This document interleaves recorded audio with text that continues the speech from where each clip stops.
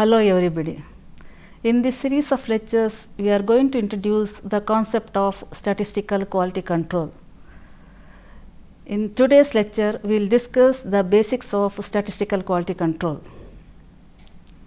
In today's topic, we are going to discuss the preliminaries to introduce the concept of statistical quality control.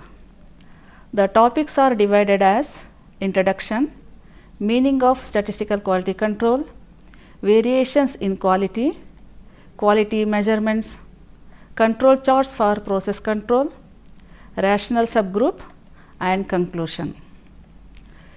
What is quality? Quality is everyone's concern.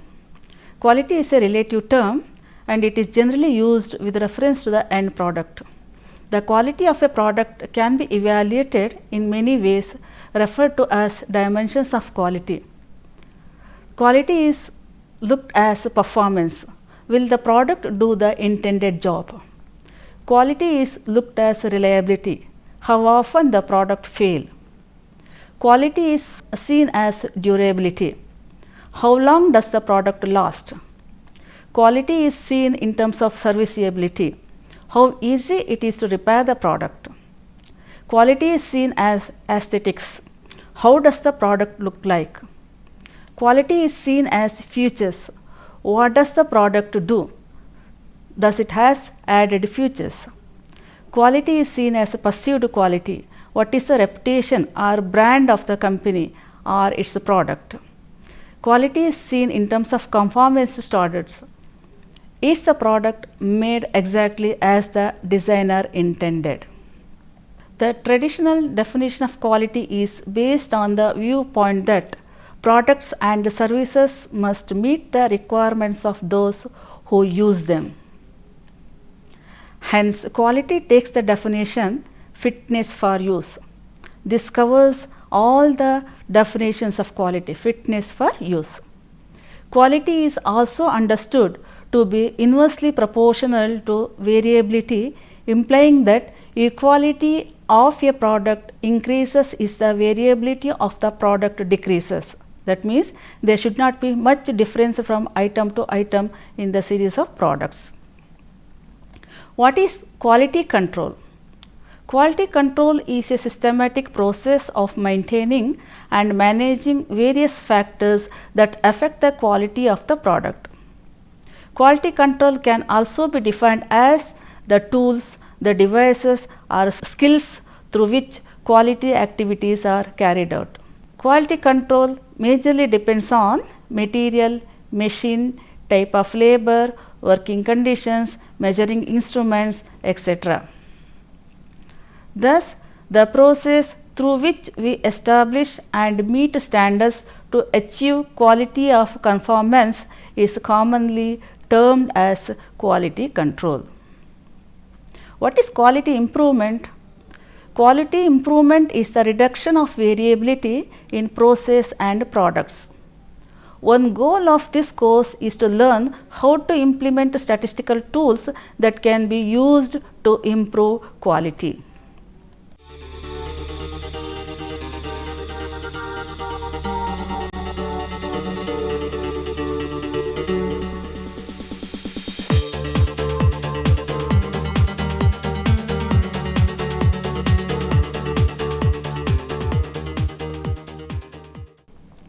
What is statistical quality control? Application of statistical techniques to measure and evaluate the quality of a product, services or process, etc. is called statistical quality control. Two major areas of statistical quality control are statistical process control and product control. Statistical process control is the application of statistical techniques to determine whether a process is functioning as desired when in the manufacturing stage. Control chart is one of the primary technique of statistical process control, which helps to discover the unusual source of variations present in the process. Product control. Product control is to check if the manufactured products, end products, meet the specifications for various quality parameters. This leads to quality guarantee. This is done by acceptance sampling plans of manufactured products.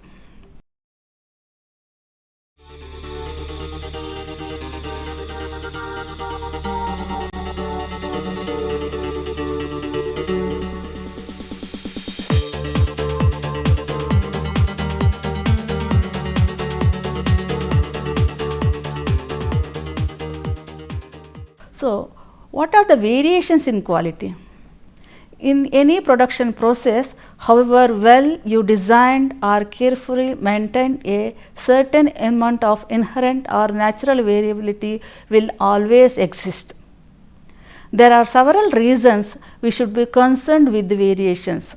Variation may change the shape, dispersion and the central tendency of the distribution of the product characteristics being measured, resulting in manufacturing undesirable products. So, this is called variation. Variations are usually characterized into two generic forms. They are assignable variations and chance variations. So, what is chance variation? Variation that is random in nature is called chance variation. This type of variation cannot be completely eliminated unless there is a major change in the equipment or material used in the process. Internal meshing frictions, slight variations in materials or process conditions such as the temperature of the mold being used to make glass bottles, atmospheric conditions such as temperature, humidity and the dust content of the air, vibrations transmitted to the machine are a few examples of sources of chance variations. These are out of human hands. Chance variation consists of many individual causes. Any one chance cause results in only a minute amount of variation. However, many of the chance causes act simultaneously so that the total amount of chance variations is substantial. Some typical type of chance causes of variations are slight variations in raw materials, slight vibrations of machine, lack of human perfection in reading instruments and setting control, etc. As a practical matter, chance variations cannot economically be eliminated from a process. Assignable variations.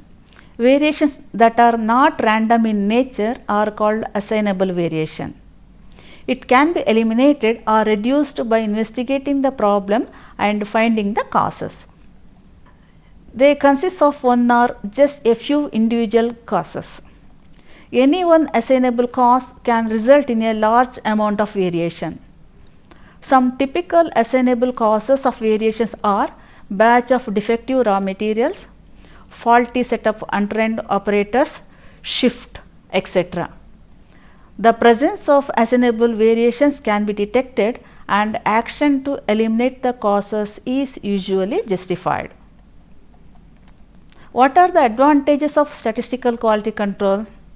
It helps in identifying and eliminating the assignable causes of variation, which in turn helps in detecting and correcting many product troubles, bringing about a substantial improvement in the product quality and reduction of spoilage and rework. It prevents frequent and unwarranted adjustment in the process by indicating when to leave the process alone and when to take corrective actions. It helps in making more or less radical changes in the process when the process in control is not good enough. If the process is in good control, quality guarantee can be given. If the testing is destructive, a process in control gives confidence in the quality on untested product. It provides better quality assurance at lower inspection cost, reduces wastage of time and material to the absolute minimum by giving an early warning about the occurrence of defects.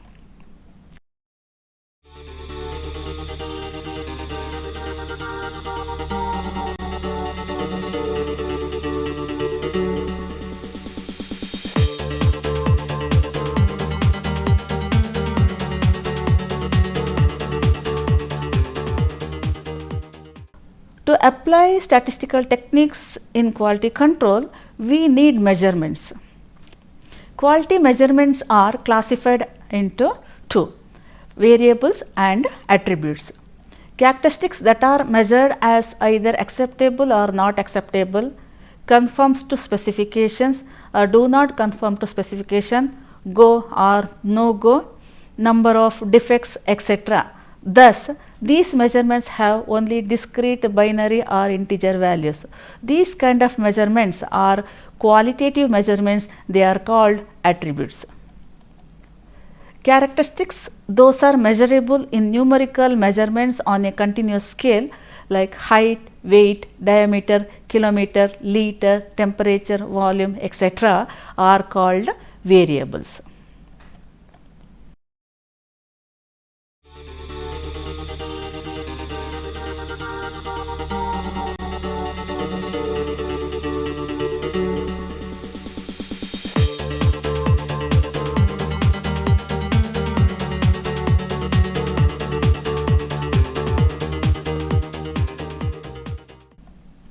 Control charts for process control. Random variability of a process with respect to a certain quality characteristic is expected to conform to a consistent pattern which can be approximated by some known probability distributions such as binomial, Poisson, normal, etc. Using the appropriate probability distribution, it is possible to calculate the upper and lower limits of natural variations of the quality characteristic. Any variability beyond this limit can be attributed to assignable causes. Walter A. Sheward, called the father of statistical quality control, developed the concepts of statistical quality control. Sheward proposed 3 sigma limits due to certain probabilistic considerations. The control limits were located on the control chart so that the probability of a subgroup mean will fall outside either of the limits when the process mean at the central line is less than 1%. This is accomplished by placing the control limits at a distance of 3 standard error of the central line. If it is assumed that the sample mean have normal distribution, then the probability that any observed mean will fall outside either control limit is approximately 0.0026 when 3 sigma limits are used. Measurements on any quality characteristic from a process working under a system of chance causes are expected to follow a normal pattern generally. It can be seen that 99.73% of the observations from a normal population with average mu and standard deviation sigma fall within mu plus or minus 3 sigma. This knowledge is used to establish control limits at plus 3 sigma or minus 3 sigma from the central line of the process. Successive observations from this process can be plotted on a chart containing a central line mu and the control limits mu plus 3 sigma and mu minus 3 sigma. Any observation falling outside the limits is very unlikely when only chance causes are operating on the process. Hence, this indicates existence of assignable causes.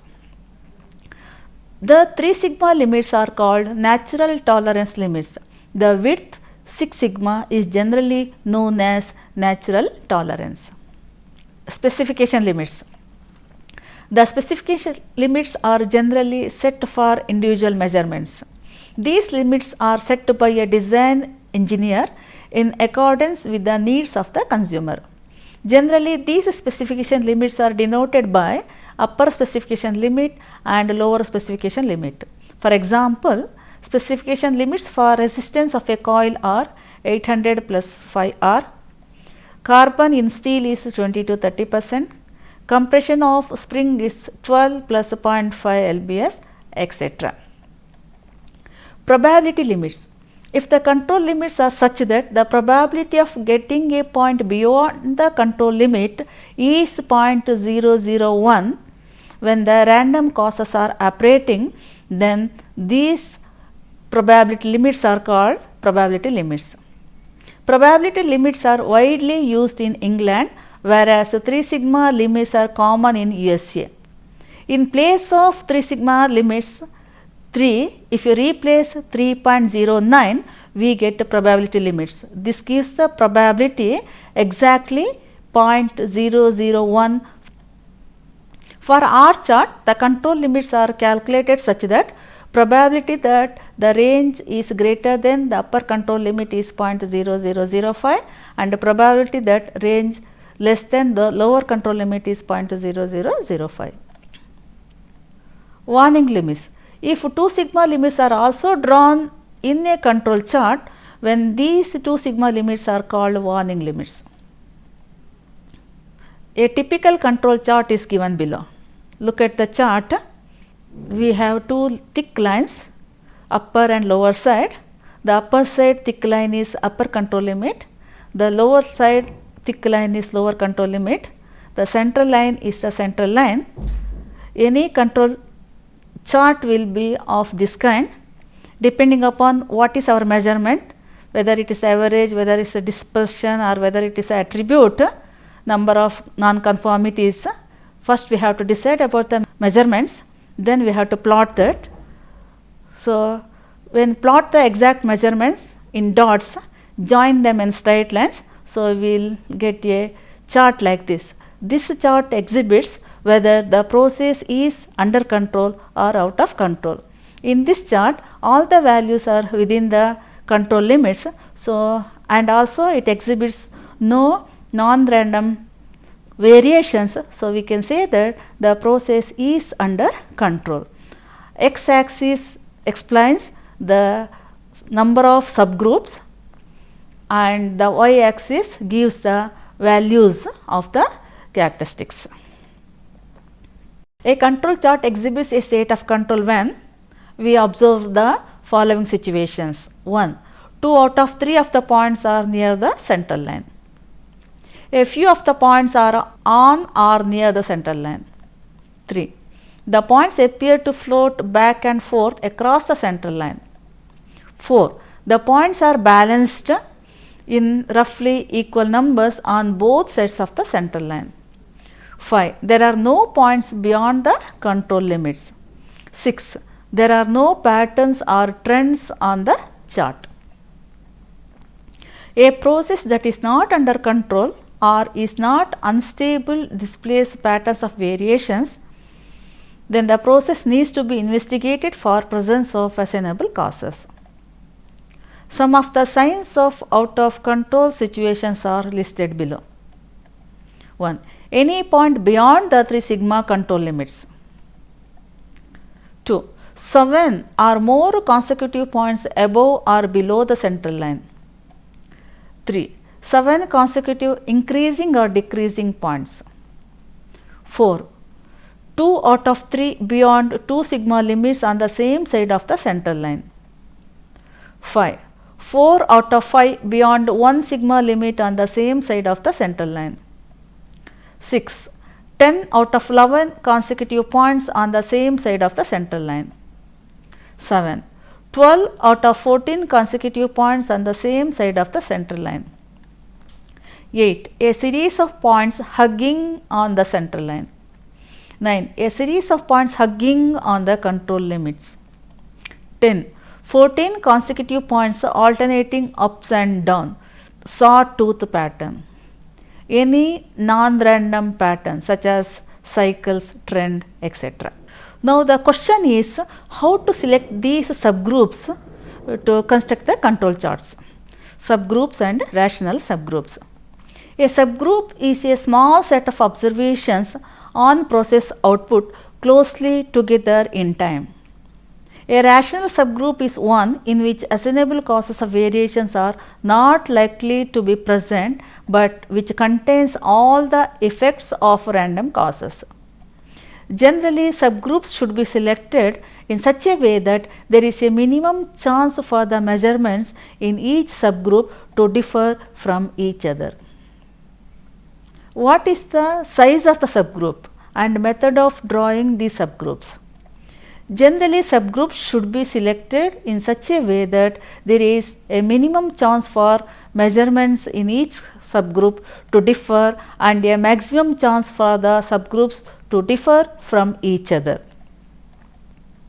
The most common basis for subgrouping is the order of production. These subgroups should be as like as possible, being subject to all the random variation that affect the process, and they should represent population or process at a particular point of time. Within the subgroup variation as measured by the subgroup ranges or standard deviation show how the process variability is varying. The subgroup means the frequency. Larger the number of samples, the more closely the distribution of sample means comes to a normal distribution. This factor tends to work in favor of large samples. Another factor in favor of large samples relates to sensitivity of central chart in detecting assignable causes. Therefore, usually a small subgroup size with large number of samples is preferred. Say for example, subgroup size of 4 with the number of subgroups 25, or subgroup size is 5 with the number of subgroups 20 may be used owing to the cost and destructiveness of inspection. Conclusion. In this lecture, we discussed the meaning of quality and quality improvement, different dimensions of quality, meaning of statistical quality control, variations in quality, quality measurement, control chart and its interpretation, rational subgroup. Thank you.